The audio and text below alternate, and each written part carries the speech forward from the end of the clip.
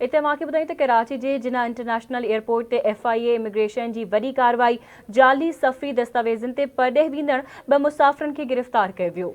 जवाबदार visit visa ते Senegal वञी रहिया हुआ। FIA इमिग्रेशन पारां ॼाणायो वियो आहे जवाबदारनि जी सुञाणप मोहम्मद आदिल ऐं मुजाहिद अली तौर थी आहे। जवाबदारनि जे पासपोर्ट ते यूनान ऐं पाकिस्तान अचण जा जाली मोहर लॻल हुआ। जवाबदारनि खे वधीक कानूनी कार्रवाई लाइ लाॻापियल अख़्तियारनि हवाले कयो वियो आहे।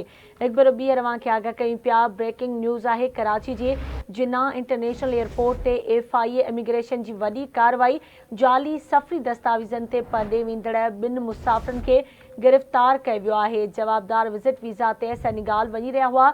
FIA इमिग्रेशन पारां ॼाणायो वियो आहे त जवाबदारनि जी सुञाणप मोहम्मद आदिल ऐं मुजाहिद अली तौर थी आहे।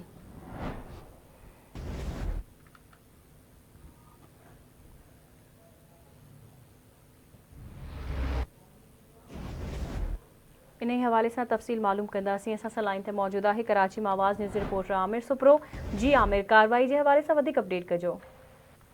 जी बिल्कुल फराह, जाली सफ़री दस्तावेज़नि ते सफ़र कंदड़ 2 जवाबदार जेके आहिनि FIA गिरफ़्तार कया आहिनि। FIA इमिग्रेशन जना एयरपोर्ट इंटरनेशनल ते कार्रवाई कई आहे। जाली सफ़र कंदे 2 जेके मुसाफ़िर आहिनि उनखे गिरफ़्तार कयो वियो आहे। मुलज़िमनि वटां वीज़े ते जेके आहिनि सिग्नेचर बि न आहिनि थियल, इहो चवणु आहे FIA जो। मुलज़िमनि जी जेकी सुञाणप आहे उहो मोहम्मद आदिल ऐं मोहम्मद मुजाहिद तौर थी आहे।